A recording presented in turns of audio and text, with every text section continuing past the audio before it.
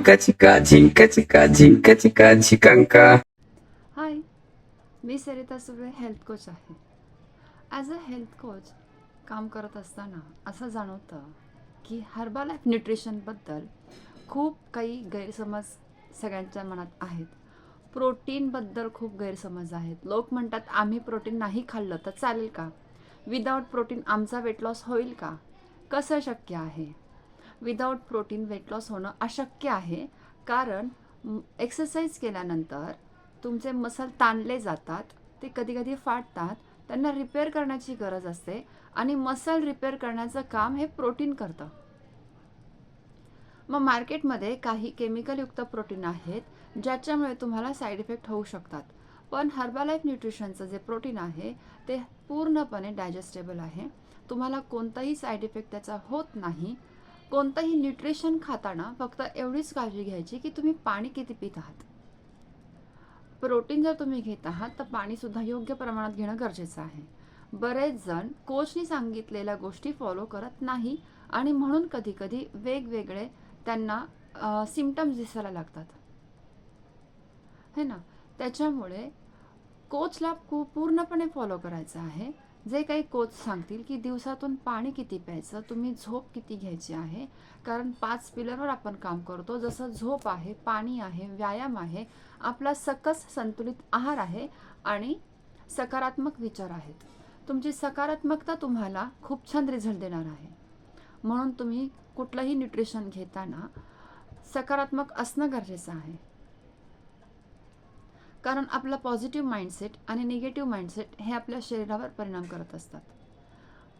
म्हणूनच हर्बालाईफ न्यूट्रिशनबद्दल जर काही गैरसमज तुमच्या मनामध्ये असतील तर नक्कीच तुमच्या कोचशी त्याच्याबद्दल बोला.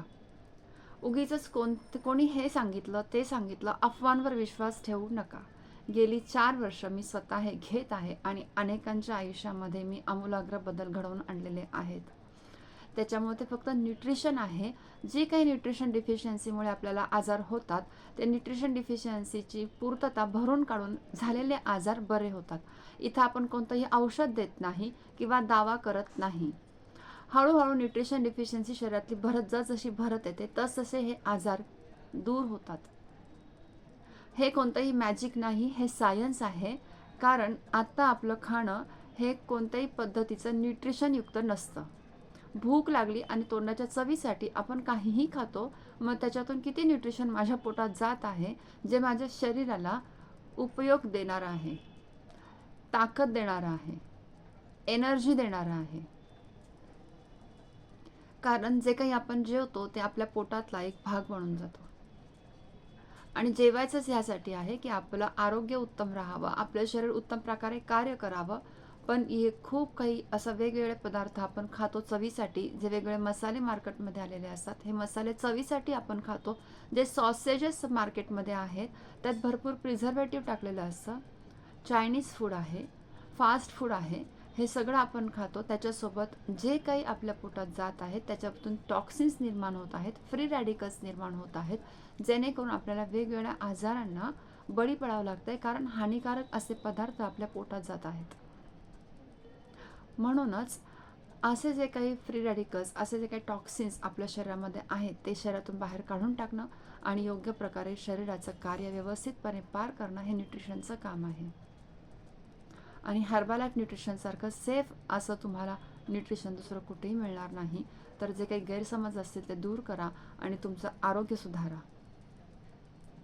विनंती आहे की जे काही गैरसमज मनातले आहेत ते काढून टाका आणि एक खूप छान आयुष्य जगण्याची संधी तुम्ही हातातून घालवत आहात. तर अजिबात उशीर करू नका.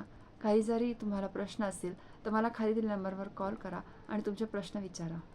एक उत्तम, निरोगी, आनंदी, खूप छान आयुष्य तुमचं वाट बघत आहे. तर नक्कीच उशीर करू नका. लगेच मला कॉल करा. धन्यवाद.